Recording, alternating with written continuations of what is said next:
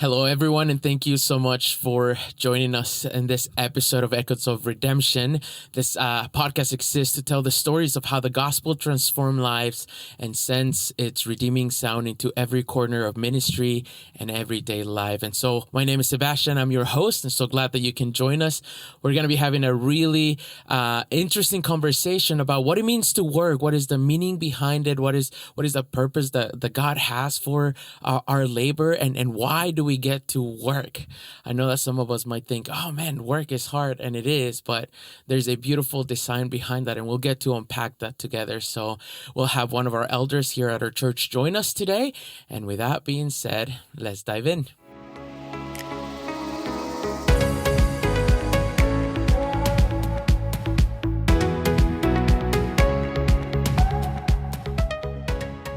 Well, hello, Mike. Thank you so much for joining us today. Thanks for having me, Sebastian. Of course. How are you doing today? How's your day? Pretty good. Yeah, I see that you're still dressed in work attire. That's right.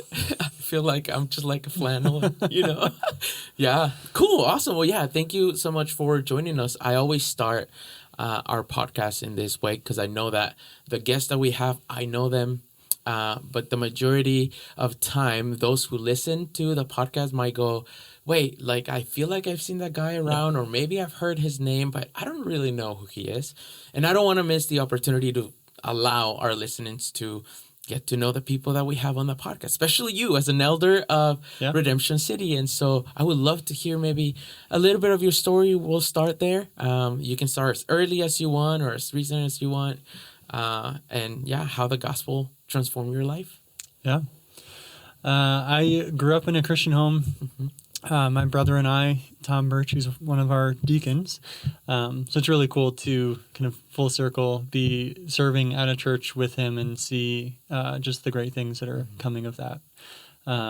So big plug for the men's ministry there. That's right. But I think the thing for me in Rockford, growing up in a Christian home, but in such a culture that work and life and church and school were all separate entities. Mm-hmm. And we would go to church. We were faithful members. My dad was on the consistory and board, and my mom helped with youth ministry. Like, we were active and involved. But it was rarely discussed as a topic in our home. At least none that really stuck with me in any real ways. But I went to all the activities. We did many summer camps. Mm-hmm. And I got into high school and found myself in between two worlds and thinking and believing that everything that I had heard was true, but I didn't know how to live it out in any sort of real way, and was so ingrained in the culture and concerned with what people thought of me as a very large school. Rockford, our graduating class was close to 700 people. So having any sort of friend group or popularity felt like, to me, it meant compromise. And that often came at the expense of my faith. And going into college, got plugged in with a great group of men and learned what it looked like through them to have authentic friendship. One of the first Bible studies that we kind of happened across. I wasn't really seeking out my faith, but through different connections and a longer story for a different day, found ourselves, my now wife, Katie, and I found ourselves at a Bible study thanks to her roommate from high school. And we ended up there and heard men sharing vulnerable and authentically, and really just stuck with me that this is what true friendship looks like, not one that causes me to compromise my values, my beliefs, my desires for what my life looks like. And over the 4 years in college, we learned what it looked like to grow in our walks together as men. And that group still gets together occasionally, and at least annually, and then a couple other times. Actually, this weekend that we're recording, going up there to watch all of the March Madness games, every single one. And that's kind of our one great weekend, and then we do a golf trip. But how big is that group? there were seven of us in a house. Oh, man. So that house was well used, and I think still is. But any college dude's house with 7 guys in, I don't think it was bigger than 1,500 square feet. And we we were involved in the campus ministry called Crew, and had like our big Halloween parties and things like that. It was a well used house. We What's I know that maybe some people hear Crew and they might go, yeah, I know what that is, but can you expand on that? Like, what is that ministry about? Yeah, it's a parachurch ministry, meaning it's not directly a church or affiliated with a church, but is a campus ministry. So they're mostly dedicated to college students and helping them to establish their faith for the rest of their life. We support 2 families in Crew at our church. The Everleys, Rob Everly was one of those 7 guys. Okay. And his wife Deirdre, and Deirdre was a very good friend of Katie's as well. We stood in their wedding, and that's awesome. Yeah, they're awesome. And then the Meadows, JJ and Bree, that are in Bogota, Colombia, they are also a part of Crew. So they're reaching college students on the many campuses around the city of Bogota. That's pretty awesome. Yeah, it pretty is incredible. I think of how formative that age is, like when you're in college. Yeah. It almost feels like, I think we can say in high school, you're kind of like discovering yourself and whatnot, but it's high school. Like you don't even know anything. And then you get to college, and I think that's when you begin to ask the real questions, and you take, your beliefs and your system seriously, and you go, okay, well, what is this all about? And so I'm thankful for people who do that kind of ministry. You talked about your wife. Did you meet her during college? We met long before that. How long? We met in the 3rd grade at a spelling bee. Very. My neighbor introduced us, which sounds like a much more adult thing than like 3rd graders in a library, but that's how it happened. Our neighbor introduced us, and we were what her parents for a long time referred to us as, like, I was the special friend. Oh man! And even in like 3rd, 4th grade, we were writing letters back and forth to each other and signing yearbooks, and she was writing her name with my last name way back, and we've got some of those. I love it. Some of those great things. So that's incredible. Fast forward, we had our ups and downs throughout middle school, as every middle schooler does, and then we rejoined in our senior year summer, and the rest is history. Wow. Dated for 5 years through that senior year of high school and college. Really came to know the Lord more seriously together, and walking our relationship from like unbelieving to believing in our own lives, and then doing that together was really complicated but special, and built some really strong foundations for our marriage. Yeah, that's incredible. And I say that because Katie was part of an episode, like the second episode of this new season. And so probably those who are listening, they know who Katie is. Yeah. So I'm like wanting to connect those. That's incredible. Yeah. To see you guys serve, side to side here at Redemption City. You guys are such a power couple, and it's super cool to see. And so okay, friends, college, the Lord gets a hold of your heart through that. Yeah. And then, like, you graduated from college, and then what happened? Yeah, so a couple of the threads. The church side of it, we were involved with Riverview, and again, because Crew was such a big part of our time in college, we didn't get super involved with the church, but knew that a church like that believe what they believe, and it was an Acts 29 church. So we looked around here in Grand Rapids, and it was the one and only, and we came to find out that John and Sarah Holderbaum, who were, I think they were seniors when we were freshmen in Crew at Michigan State. Oh, no, were going didn't know here. This. Yeah. And then we also knew Kristen Dorr and Steven. and they were in a community group. So that was our landing point into Wow. Redemption City Church. Was we graduated from college, and our first step, I'd listened to a couple sermons to make sure that like theologically it was in that it was line sound, and was good.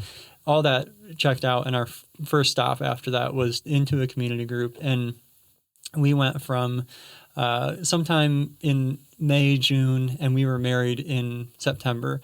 So that whole summer, we got to sit in a community group with couples that had been married for like 1 or 2, 4, 5, and 6, 7 years older than us. And just to have that time of older married couples pouring into our lives, setting us up for a good marriage. We also had fantastic premarital counseling, but then to have some of those conversations and then apply it in community with brothers and sisters we loved was, again, set us up very well for a strong marriage. That's awesome. And so now you guys have been part of Redemption City then for what, 13 years? Yeah. Yeah. We missed like some of the extremely scrappy beginning of like the upper room and Mike's living room. But once we were at the Art and Music Center at Aquinas, we basically saw all of that history. Wow. Yeah. Oh, that's incredible. That's encouraging. I always, when I talk to the Doors, the Holderbaums, and even the Vosses, because I think that they have been here for a little while too. Same? Yeah. Yeah. I go, man, like you guys have seen all the history of our church. Yeah. The best and not the so best. Yeah, that's pretty awesome. So that's kind of the thread that goes through the church side of it and has been relatively consistent. The work side has been anything but consistent for me, which has been interesting. And I think just for the listeners is like the only thing that qualifies me for this podcast of Faith and Work is that I love Jesus and I am still living and breathing. So we're called to work. There you go. So for any of you, like your career path or whatever it is, may not look anything like this, but some of the principles and theology behind work is really the vocation behind it that God has called us to work. So I'll go a little bit into my work history and just for setting the stage. So in college, I started out honestly not knowing what I wanted to do, but knew that I liked science and math and all of that. So therefore, engineer. That was what all the tests said, that like you like science, you like math, engineer is the slot. Because that's the easiest one, right? I went to a medical conference before my freshman year, and I was interested in surgery, and we went to this conference. It was in San Francisco, and my parents were trying to help me decide, like, is this the right thing and all that stuff. And we watched a knee replacement surgery on like a big screen at it must have been one of the UC campuses, UC Berkeley. And big screen, huge, and just it looked like woodwork. It was just like aggressive sawing, and it was like that was it. I'm not super queasy around blood, but the like force that had to be done in the surgery, and it probably has changed since I watched that, but it was enough at the time to be like, this isn't for me. And so then into college was looking into engineering, did that for a couple years, and my grandpa, Thomas Raymond Bertsch, which my eldest son is Raymond, that's where he gets his name. Oh, cool. He was an industrial designer at Chrysler and has a couple patents and was just a slow, strong, patient man, and brilliant and creative. I remember we were quite young and the Chrysler Museum was still around. I think it's been taken down for quite some time now. And him just like showing us around some of his designs or the things that he was a part of creating and just the beauty of that. And I was kind of split between two worlds. I realize this more now than I did at the time, of seeing this attribute that I really respected and saw a bit of in myself, of the slow, patient pursuit of someone else's like growth and knowledge and development, but also the enjoyment of having done the work and created the things and all of that. So we'll kind of stitch those back at the end of the career story. But early on, I was afraid of making money, to be honest. And like I felt that was from the Lord. It's been, and especially younger, was an idol that I needed to kill. And so I didn't want to be an engineer coming out of school making more money that I knew what to do with. And that was a big driving motivation for me. And instead decided to teach, which are phenomenally underpaid. I was going to say, So, went into teaching and taught for 3 years, and just found myself by the end of that burnt out, that there was so much focus on the metrics and hitting the test scores and all the things, and not enough of the connection that I enjoyed. Right. But also managing 30 children at a time is different than having a more personal connection. At the same time, because teaching, I was also tutoring to make up for some of that income. And that is where I really found more of like the excitement and passion was in those more like tutoring one-on-one and connecting. Anyways, left teaching by way of my sister-in-law, Suze Bertsch, who was working at Steelcase and had a connection to the plant manager, engineering manager there, and he gave me a try over the summer. I had enough of a kind of engineering degree, and Suze gave me a good enough recommendation that they gave me a little trial and started working. And it was the deal that over the summer, kind of I would assess, do I like this? Do I want to keep doing it? And then they would assess, is he a good fit? Can this teacher become an engineer? And it worked. I loved it.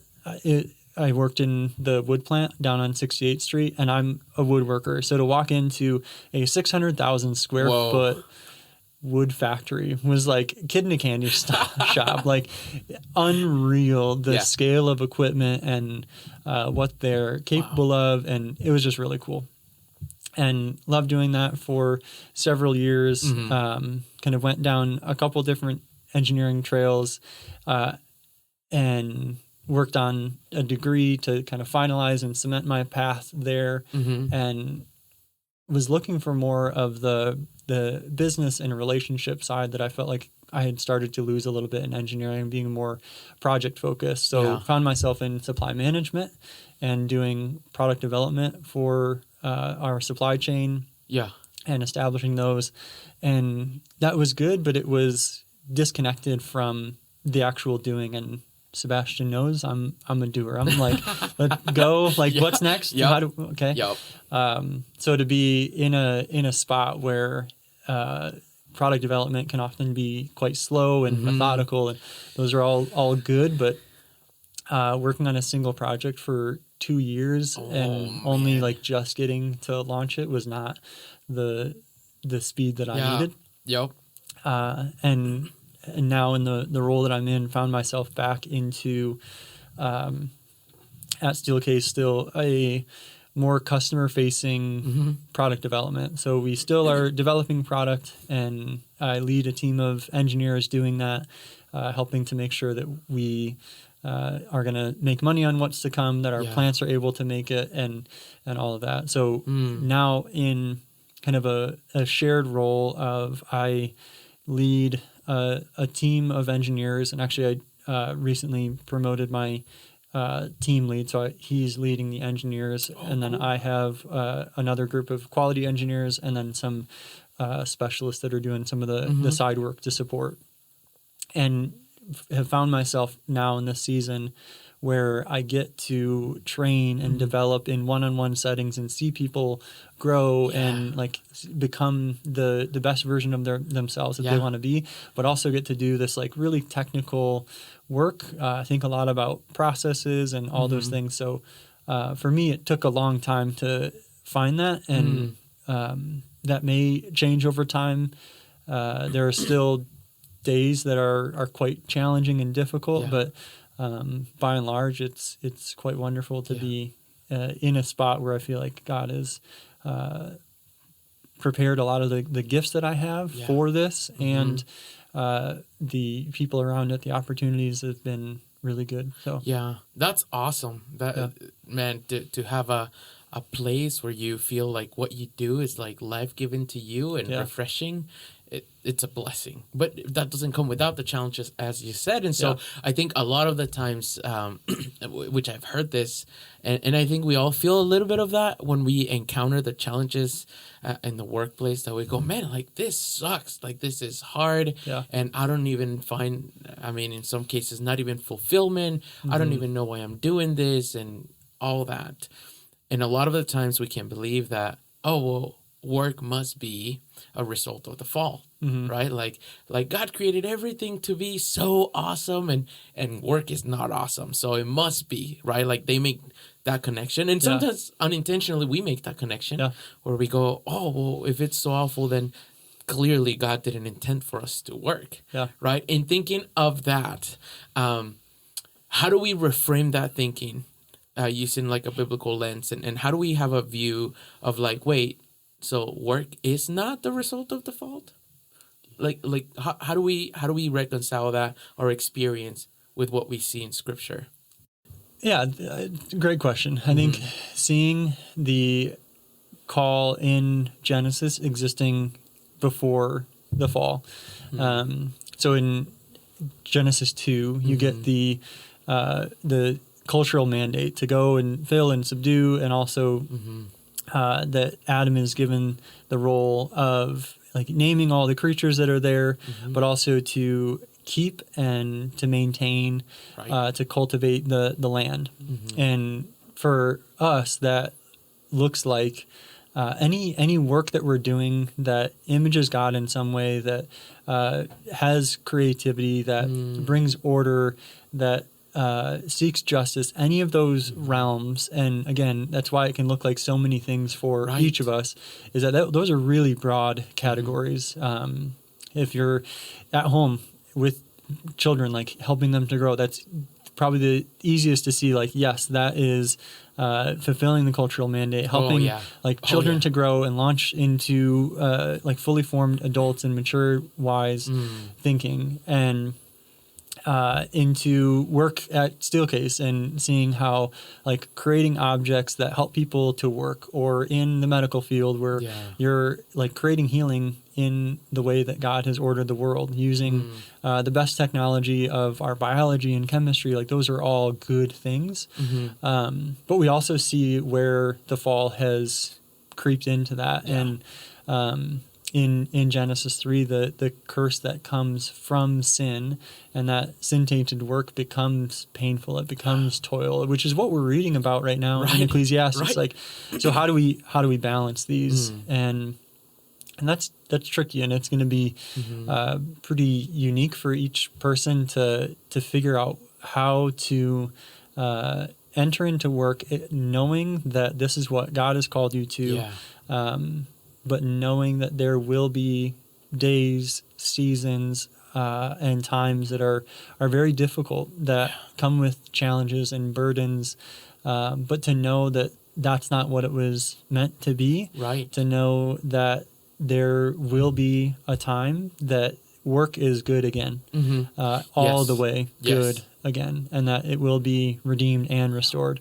So I think just thinking through, I'll put in a little plug, because whenever my next seminar we'll do on a Saturday is for the hope is to have us structure a conversational time and group up into different like industry functions and talk about where do you see like the created good of your work in your world.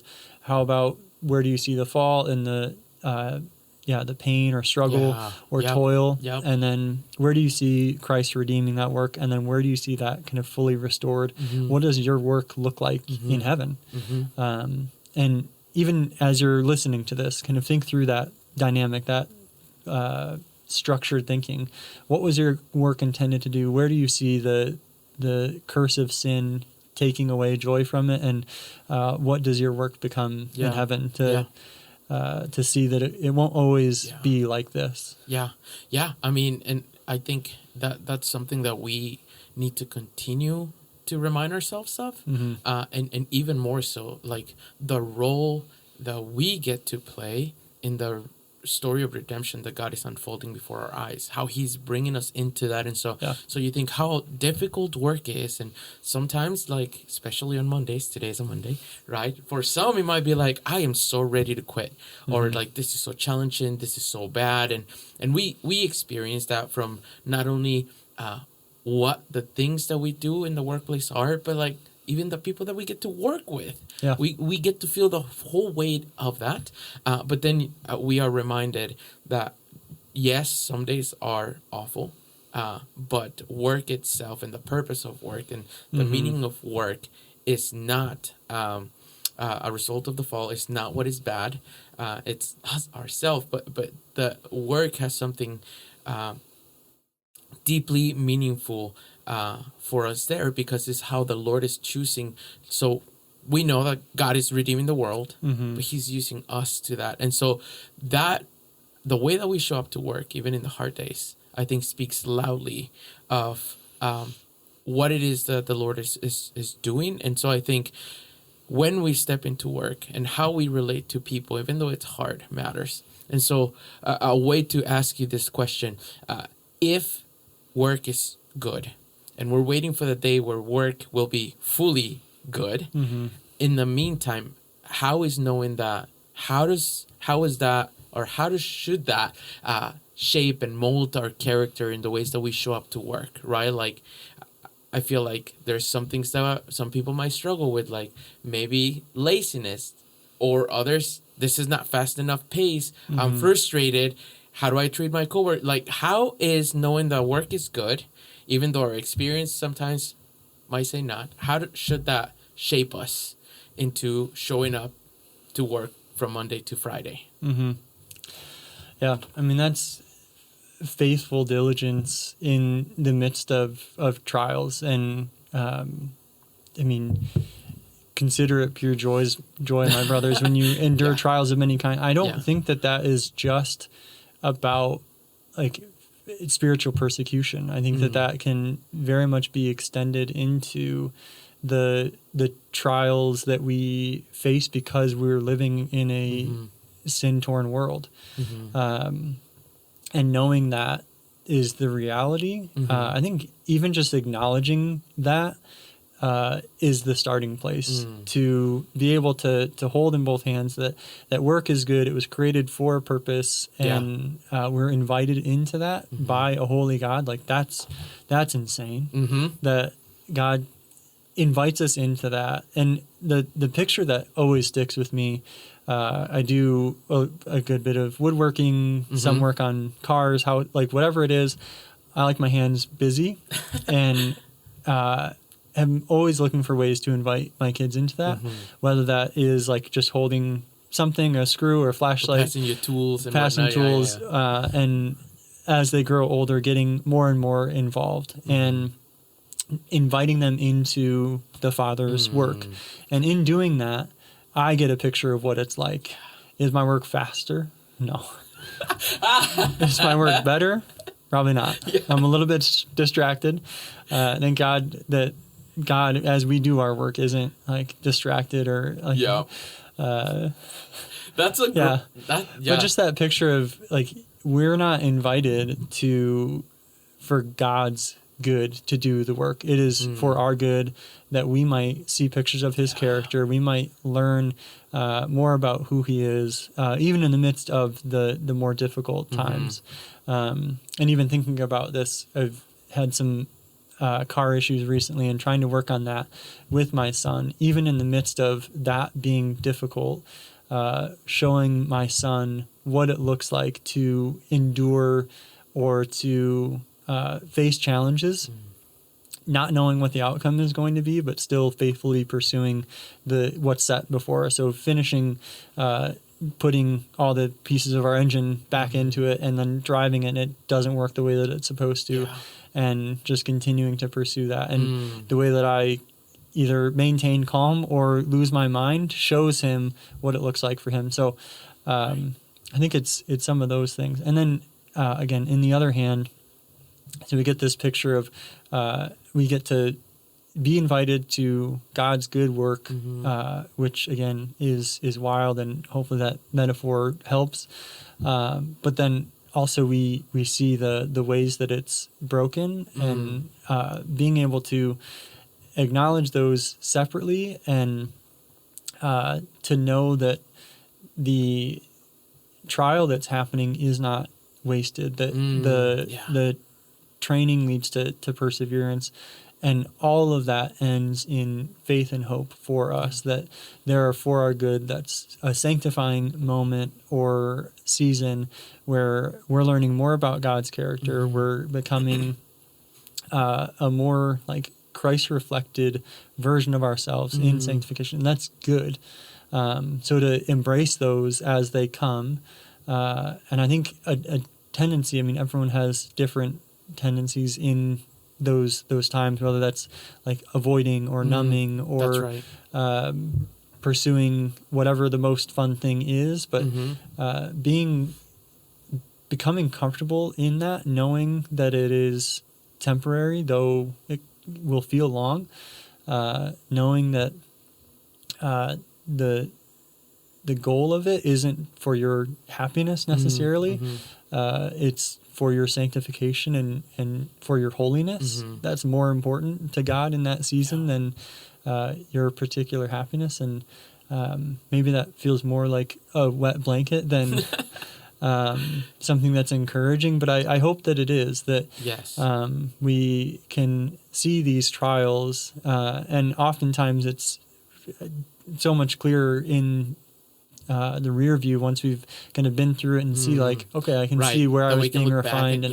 And sometimes, again, that's where living in community is helpful, to have people that have either been through a similar season or have seen you go through those seasons, to say like what God is doing, and to stay faithful to where he is leading you. Yeah, because it seems to me like there's I see the twofold, like the one where you go, the way that you show up to work is, you seek to do it with integrity, and you seek to do it as unto the Lord, right? Like in all areas.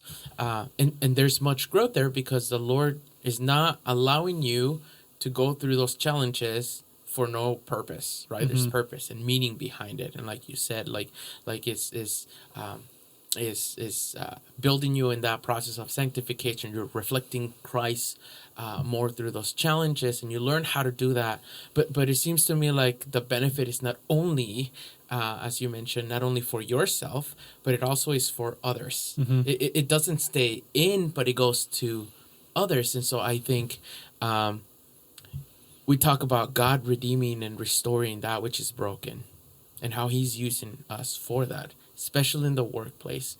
And so in thinking of that, I go, man, isn't it more of a blessing when you're in a place where even the work is hard, you have those who are walking through it with you, and they're doing the same job, and they're complaining the same that you are complaining about, but then you go, but they're showing up, and they're doing the work, and they're... So I think I'll give you an example. I used to, and Entrepreneur can actually speak to this because he hired me for this. I used to work as a data coordinator at the seminary at GRTS for a little bit there. Nice. And I never imagined myself doing that, because I'm like, I don't love numbers. Like, and that it was like taking spreadsheets, looking at the data, entering the data, and I'm like, oh man, like, what am I doing, right? But something beautiful shifted there, because I started to see the bigger picture. And I go, it seems to me like this is how the Lord works. So I would show up to work, and I'm like, oh man, another spreadsheet. Oh man, like just seeing that green tab of like the Google Docs and all that. I'm like, I don't want to do this. But then you get to see the numbers. And I go, if I don't enter the numbers right, then the people who look at these numbers won't get to do their job right. And then they're going to get frustrated, and then their ups are going to get frustrated. And so even though I'm at a very lower position of work, this is gonna impact every single person up to like the president of the university when they see the numbers. Yeah. And so then I it kind of shifted that I go, okay, so there's a reason why God has us working together, because when you work as unto the Lord, it serves as a blessing to the next person as well. I mean, nobody likes to work with somebody who doesn't do their job. But when somebody does it well, you go, I want to work with this person. And then that causes the next person to say, well, I want to do that well. And so it's like a chain reaction where you see like every hand on deck is working properly. And you go, it seems to me like that's like a model for flourishing, where you go like, there's so much richness. And so you go, it doesn't stop with me and my challenges. It's like, but how do I show up in such a way that I won't be a challenge to the next person, to my coworker, to the one who sits in the office next to me, and they get excited that they come to work with me today, you know? Yeah. And so I think that there's a beauty to say in that, like, seeing work as something good and something that it's bigger picture. I feel like realigns our experience to that reality where you go, wait, so I'm going to show up and I'm going to do good work. I'm going to enter those numbers so right and not have any mistypes there because this is going to impact everyone else. And so it's not just like, I'm just going to show up and do whatever I need to get a paycheck. You go like, no, it's so much bigger than that. And I don't know, do you feel like that's your experience at times? Especially like in Steelcase where you work at? Yeah. And your story made me think about a very famous quote from an iconic story, and I pulled it up just to not misquote it. But before the mission to the moon, the president JFK at the time was going through one of the NASA offices and getting a tour, seeing things around, and he walks up to a janitor and asks him, like, "What do you do here?" He's like, "I'm helping to put a man on the moon." So, like, even from the astronauts that are going up into space doing this to the janitor, he's saying, "I'm helping to put a man on the moon, Mr. President." And to have that, well, first, I think that's a wonderful lesson on for leaders that share the vision and mission for what we're doing, not just do the job, but why are we doing it? Why does it matter? And yes, that's beautiful to have someone saying like, we're going to the moon and whatever your going to the moon is at work. But even more, like, we have a higher purpose that extends beyond whatever particular purpose. In my context right now, Steelcase was just purchased by H&I, and that they're another furniture manufacturer that is based in Iowa. And so they were kind of a competitor to us, and then were able to buy us. And it was kind of a shock to all of West Michigan and the Midwest. But what it looks like for us right now is their leadership style is much more metrics driven, and how to measure and sustain success, which in some ways I think if done well, people appreciate. But again, as good as that can be to say, what are we doing here? Why are we doing it? And how will we know if we've done it well?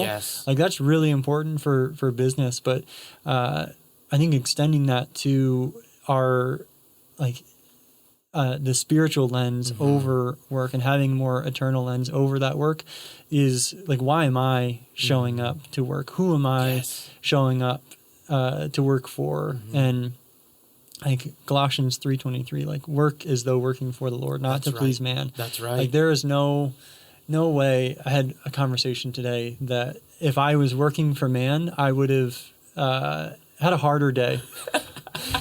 And just got some feedback that generally I disagree with, but that if my only desire was to maintain how people thought about me and what they thought was right, and play the safest path, but instead the direction that I'm going, because I think doing the right thing rather than what wins me the most like gold medals or whatever, right.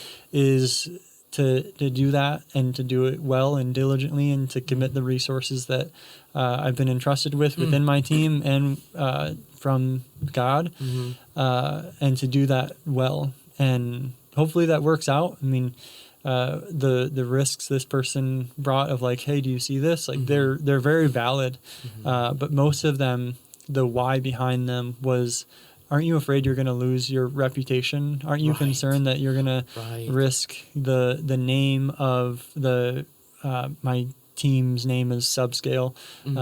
So we make things on a smaller scale for particular clients.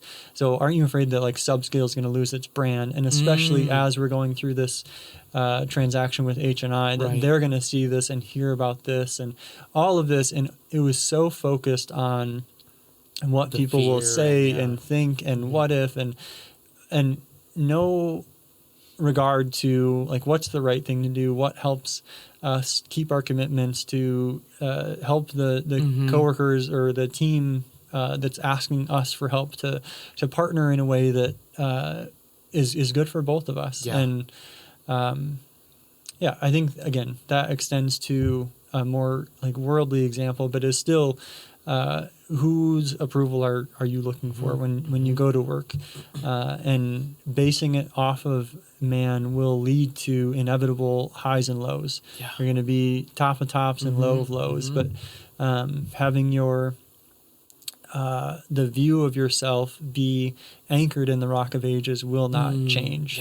And that's good news, to know that whether this project blows up in my face and everything that this person said comes true, that I still did what I thought was right, acted with integrity, and that all of those things came from the Lord, whether it goes well or poorly. And even if it goes well, and people are saying like, whoa, this activity, this thing that went really well, like we need to do more of those, even then, like that will be the probably more challenging time to find my identity instead of all the accolades or whatever.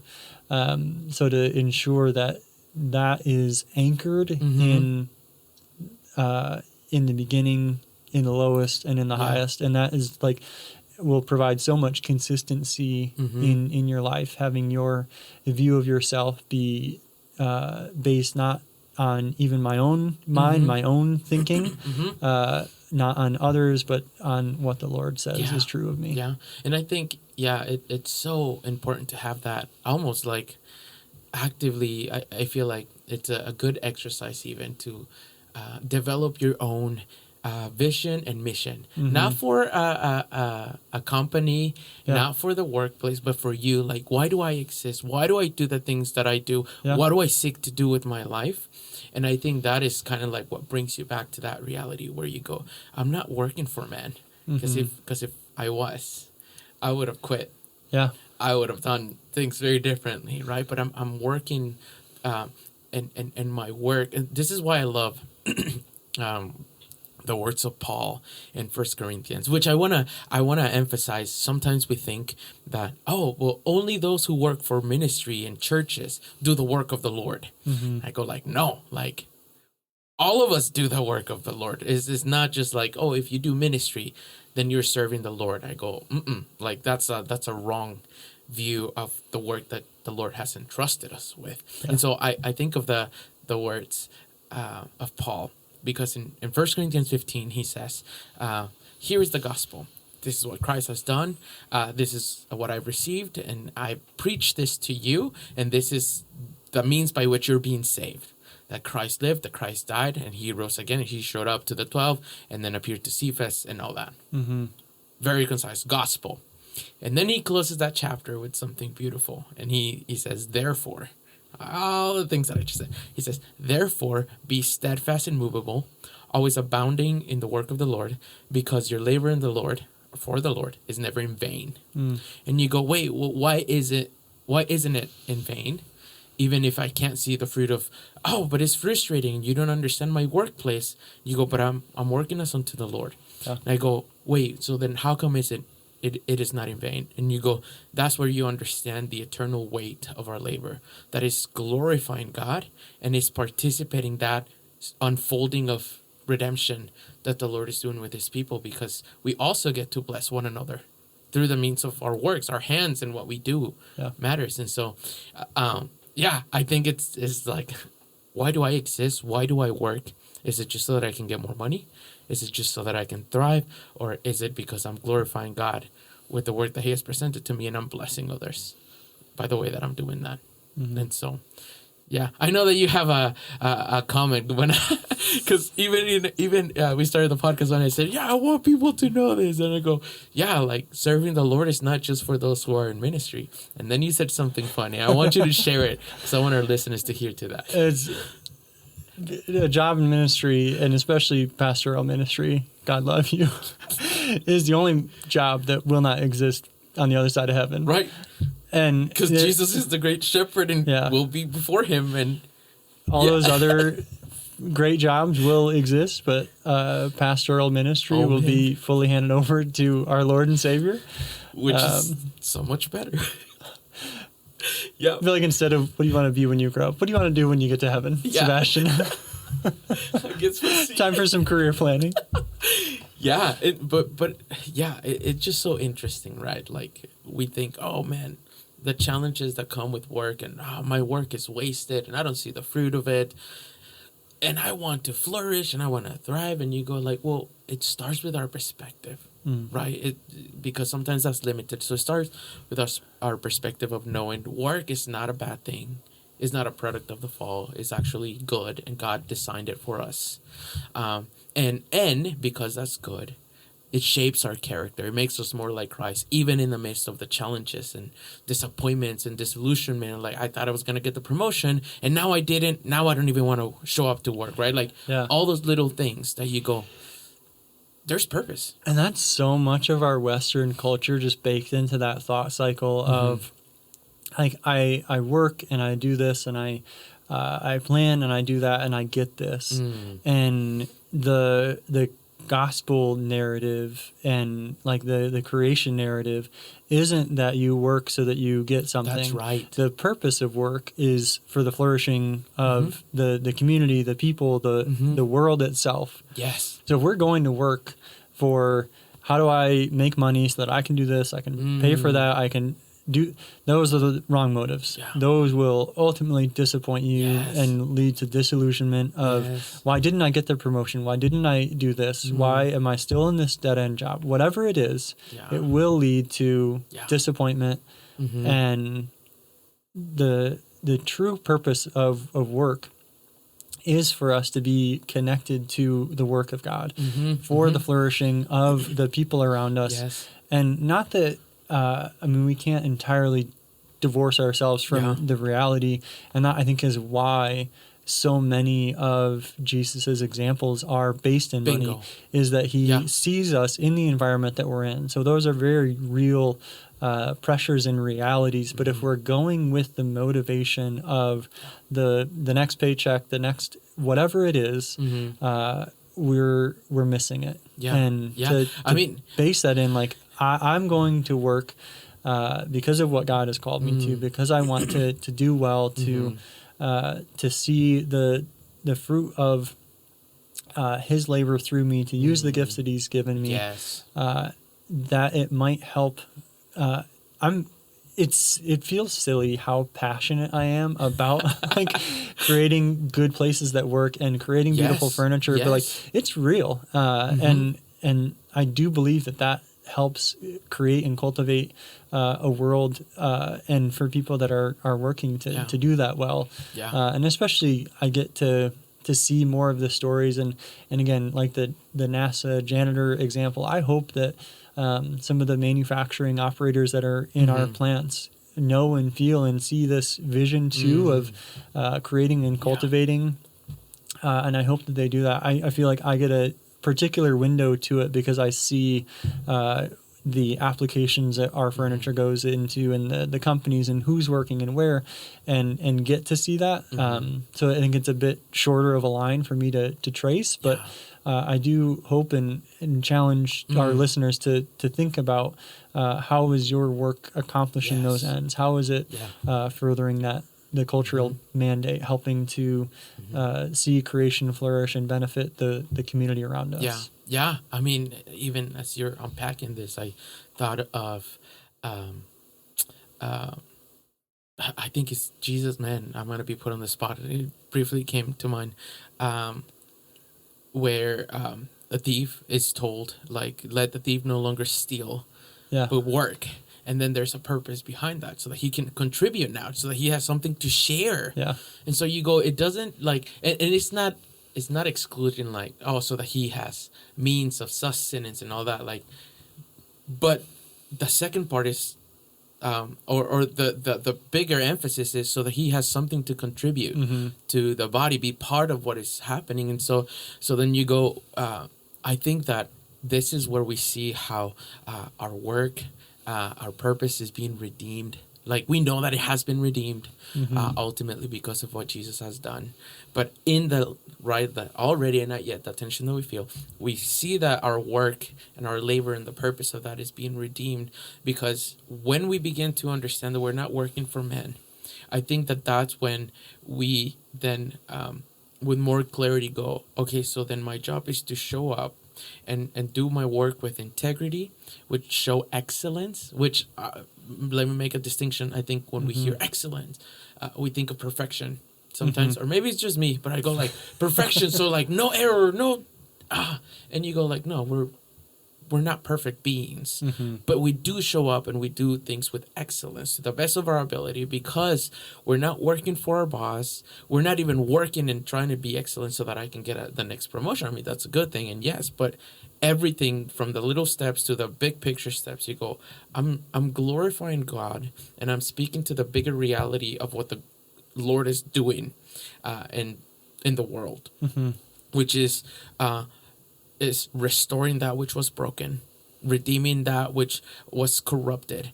And then you go, and that brings flourishing. And this is not like prosperity and all that, but it does bring like this sense of like flourishing and benefit for not just yourself, but like the community. Like there's something that God's people experience. And so this is where you begin to see how your labor is being sanctified, and like, I'm showing up to get a check. It's like, no, you're actually showing up to work, to do so much more than just getting paid. And you know what I mean? And so in thinking of that, bringing it to the, like, within church context, as we think of like the benefit of hard work and with excellence and labor and flourishing, those who work and get, I think of you, for example, right? Start as a teacher and you're like, now I have to be a tutor too, because, but now that you're at a different place, you can recognize, well, it seems like the Lord has blessed me with more resources, and there's a little bit of wealth and all that. How, as believers, how should we think of those things when they happen, of like, oh, well, the Lord seems to be blessing me with wealth, and there's flourishing with my family. I can take care of this. And like, how do we relate to that as Christians, right? Like, we're not trying to build our own kingdom. So what do we do? Yeah, I think that's a great question. And I think the first thing that comes to mind is James 1:16 and 17, that every good gift and every perfect gift comes down from the Father of heavenly lights. And then back to that other part where you talked about, in whom there is no shadow or variation due to change, that goodness, that generosity that comes from the Lord is consistent. And to see, for me in my example, that the different times that I've moved through career progressions with a like Loctite grip on my control, my way, have gone the worst. So there's, in my career journey, I just kind of skipped over a story where I went to a different company outside Steelcase for 3 months because I just wanted, I wanted something else. And I had these frustrations in my job and wasn't liking it, and was like, let's try, like, if wood manufacturing is, we call it low volume, high variation. So we're not doing a lot of units. Like, it's not like a stamping press of back in the day where it's like part. It's very slow, and there's a lot of variation. So we're sitting at one of my Steelcase desks. I know. We could make this in hundreds of different colors, and that's just one of our many, many products that we can do that with. So there's all kinds of different ways. A car on the street, like, you can get it in 3 different trims and a few different paint colors. Like, compared to that level, obviously it's a more complex thing, but the variation allowed within even automotive is less than that of within Steelcase. And we're doing some data integration with SAP, and they're struggling with how much data we have that drives how we make and create our product. But anyways, I think the times that I've had the most control and like squeezed for that, I went from that low volume, high variation. I was like, let's try something totally different, and went into plastics manufacturing. Whoa. So went into automotive, where you're just stamping parts out off the press, and that's it.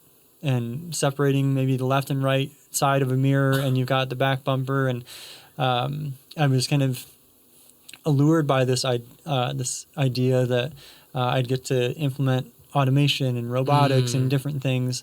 And it didn't work out. The company was kind of ahead of themselves in some way. They grew because they had a face shield business and soap dispenser business, and that was right after COVID. Ooh. So they were growing like crazy, and then they were buying themselves into the automotive business, and that's where they wanted a lot of my work. But it just, for me, it wasn't as exciting. And maybe this kind of gets other people going and excited. But for me, looking at like the rear quarter panel of a car or the inside of a mirror component, like that doesn't make me feel connected to like, how am I helping God's like cultural mandate and helping benefit community. Like, cars are, in our culture and time and place, are needed and necessary. We need them and good parts to be put inside of them. But for me, it just didn't feel like a tangible connection. And there were some other things, but that season was one where it was all about what I was trying to get out of it. And praise be to God that I was able to find a landing back in Steelcase, and within a very short amount of time. And the times that I've had the least input, control, and grasping for my own way to happen have been the most profoundly blessed. And not blessed in the like Midwest culture of like all good things and lots of like good gifts and money and all the things, but like blessed in sanctification, in seeing the goodness of God made real. So one of those, you mentioned my transition from teaching into engineering, and that was good. There was more money, but because of it, we were also that. I started in July. In October, we welcomed our first son. And my wife was able to be a stay-at-home mom because of that transition. And like that, it has been a massive blessing, and we've still been able to do that, and it's been wonderful. And more recently, in some of the different roles, I was very blessed to have a leader who saw me. He's a wonderful Christian man. He lives in Georgia, and would kind of, they call it hyper commute or super commute. So every couple weeks he'd fly and stay in Grand Rapids and then fly back and work remotely there. So he kind of went back and forth. And he was a Christian man, and he saw who I was, who God made me to be, and took the time to develop and mentor me. And that's been a wonderful season. He's since retired about a year ago, and we still connect from time to time and check in. And it's that the way that I went from supply management into this role under his team had nothing to do with me. He walked up to me and said, hey, we've got this job opening soon. Would you be interested? I think you'd be a good fit, all that stuff. And it's like, yeah, sure. Went through the process, and I'm 3 or 4 years into this, and it's been wonderful. And that's that season that I was talking about earlier of feeling like I've really found this match of getting to be engaged in the development and growth of people, and get to be in an area where it's technical, it's engineering. Yeah. I get to use the more of the more analytical side of my brain, as well as some of the parts that I enjoy about seeing people grow and develop. Yeah. I mean, I just think going back to that, work never meant to be what it is now, but it doesn't mean that this is the end of the story.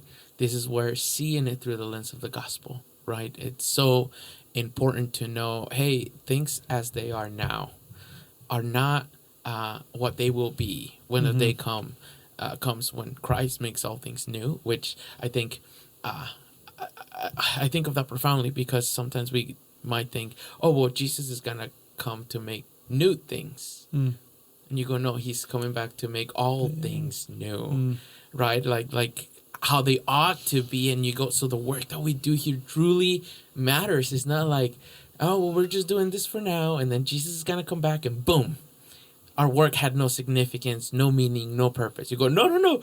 Everything that we do now has, because it's pointing us to that.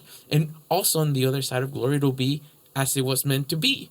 And so then I go, whether we're working, in my experience, whether I work in the fields picking up fruit, I've done that, or in restaurants, in fast food, I've done that, or laying down carpet or tile, I've done that, or banking like Chase, I've done that, or medical, it's great. Like whatever it is that you end up doing, it has profound implications with the kingdom reality. Like all of this is everything that you do is bringing glory to God, and it's an opportunity to bless the people around you, which is why as Christians, we're not the kind of people that we go, I want to get into this like higher paid, high there, like director, management, executive director, so that I can have money and build my kingdom. We have a bigger picture in mind where we go, all of these things are to speak of the redemption that God is doing in the world, to be good stewards of the blessings that God provides, and to edify other people as well, which is why I think work, it doesn't become so satisfactory. Is that the right word? Satisfactory? Brings enough satisfaction when it's just about you, and you keep the resources. But then when you start to see the beauty of how your resources equip and empower and help and promote and sustain the work that God is doing and the blessing for his people, you go, man, like it seems like we're all connected and part of this together. Right. And so in thinking of the faith and work, even ministry that we have at Redemption City, and the ways that you have work, I want to ask you this question. Like for somebody who's maybe at the beginning stages of developing their career, or maybe somebody who has been doing it for a while and they're like, oh, but like I feel like there's no satisfaction, or I feel like there's no meaning with what I do or something, seeing things through that perspective of like gospel, redemption, flourishing, work. What would you tell our listeners, especially thinking in the framework of like our ministry, faith and work? Like, hey, this is why work is good, and here's an encouragement. What could you tell our audience about that? Yeah, that's a great question. And I want to get to it. I want to circle back to something you said about generosity and just the dynamics of like in Ecclesiastes and Proverbs, there are verses on like it's not good to be slothful and like the waste that comes from that. But when you're in a season where you're like profitable and in a world where that is being rewarded, and it's in Acts 20:35, it is more blessed to give than to receive. And Paul, after kind of recounting, in our Bible study groups that have just done this when we are recording, kind of going through all the ministry that he's done and that he hasn't accepted gifts, and that's a good thing. And to give both financially in carrying the church's gifts, but also in the way that he's giving the gift of the gospel. But just that for us, especially in an affluent West Michigan culture, and that isn't necessarily the experience of everyone in our church. Yep. But for those that is true of, it is more blessed to give than to receive. Like to try on radical generosity that's described in Acts 2, where people are selling possessions and giving them away, and don't say that you sold some and gave the rest. Like, keep reading. Yeah, we know. Yeah. But the idea of radical generosity, like we talk in our Bible studies that what's described in Acts 2 is not prescribed. So it doesn't need to look exactly like that. That's right. It was very much like that culture, that time, it looked like that. But what is true and transcends that, from Old Testament to New Testament to Acts and the teaching of Jesus, is radical generosity. That's right. And giving to the point that you become uncomfortable. And I think our culture is so indoctrinated us with comfort that we can lose sight of the purpose of generosity, of giving and tithing, with special attention to the orphans and widows and sojourners among us. Right. And to be thoughtful about that. And especially for those, and it's kind of comes with a challenge to our higher income earners, to give faithfully your tithe, but to reach beyond that. We live in an affluent culture that, if you are able to give more, not necessarily to the church, that's welcomed, and all of that as the treasurer, obviously, but that's right. To do that with special attention to the orphan and widow and sojourner among us, like finding whether that's a ministry or an individual around that is able to do that, and to do that well and carefully, and all of those things. So I think just knowing that, yes, the purpose of work is for that flourishing, for fulfilling God's call for us to keep and maintain the world that He's given and entrusted to us, and to enjoy that with Him. We get to learn about God's character in the process. But because of the way our culture and our time is structured, finances and money is a natural byproduct of work. And how to steward and use that well is just as important as doing the work well. And is where your treasure lies, there your heart will be also. Like, if you want to show that you have a kingdom-centered mentality, like, check your budget. Check your last bank statement and see where your affections, where your value really lies. And ensure that is in the kingdom coming. And I think to just share a practice of mine, again, in the discussion of like promotions and all of that, when a couple of years ago made kind of a commitment to each raise or things that I get beyond that to increase the percent that I'm giving, so that it tracks, and that I don't just see more money and find new ways to spend it, and to fight the lifestyle inflation that can happen. And that just became a kind of a practical and timely tool to kind of keep and track with that. But to your question of kind of how to stay faithful in the midst of disheartening work circumstances, or whatever it is, even in the midst of joblessness, whether laid off, searching for a job, or our college students preparing for jobs, to walk through that in community, to seek out brothers and sisters that you love and respect, to have those hard conversations. Obviously, in a single podcast, I can't answer every question, and I would love to get coffee with any of the people hearing this that are in harder seasons like that. It's a Simon Sinek book, but I think that many of those things can be applied spiritually, of the find your why. And you mentioned like finding a mission and vision statement for yourself, like finding what. I think there is a spiritual element of even what he's secularly trying to bring out, that whether Simon Sinek believes it's just something that excites us or response, whatever, but that God has created us to have a certain excitement or passion about a certain topic, a certain field of study, whatever it is, and to pursue that. Wholeheartedly, and working for the Lord. And and I think for the people feeling stuck or even under pressure, or like bad management, whatever it is, to first to pray for that manager, that leader.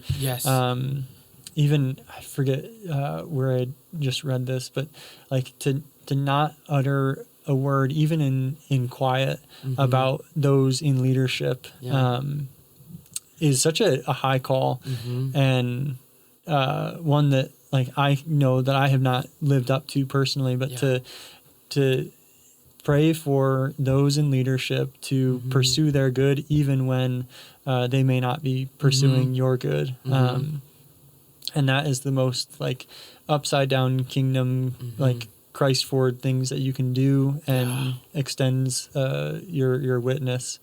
To take those things into community, to brothers and sisters that love you, know you, and the situation behind it, and to take it to God, to pound on his chest, say like, why is this so hard?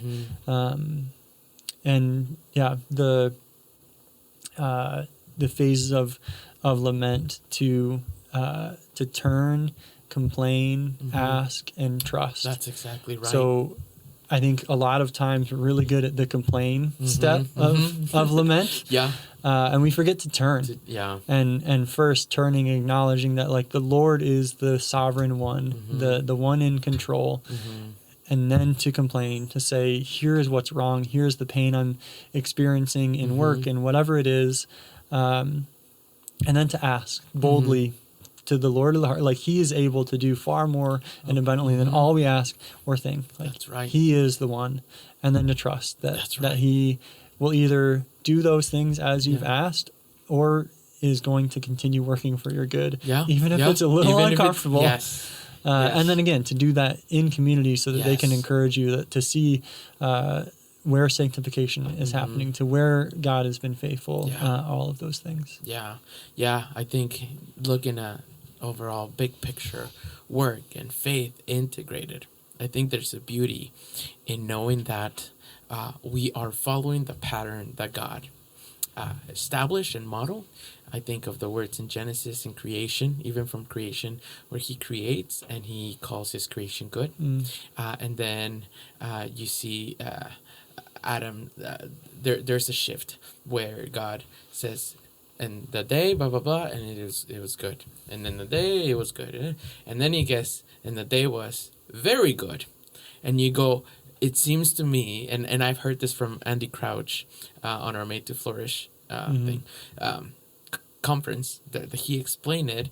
And so I'm doing it briefly here, but he expanded on that. And he says, in that model is what's before us too. The work that we do, we're taking something that God created good, and with the empowerment of the Spirit and the calling of God and the sustenance and and we get to participate in the making of the very good. And then he gave an example because we had steak for dinner. He's like, take for example a cow. Yeah. Good. Steak. Very good. and so but in that sense you go like what we do matters because that's what's happening. Yeah. And it's not meant to like just very good for me. It's meant to be very good for you, for us, for all. Is the flourishing, right? And so that's encouraging that we get to be a part of that. And even when it's challenging, we don't have to do it alone. We turn to community. We have one another.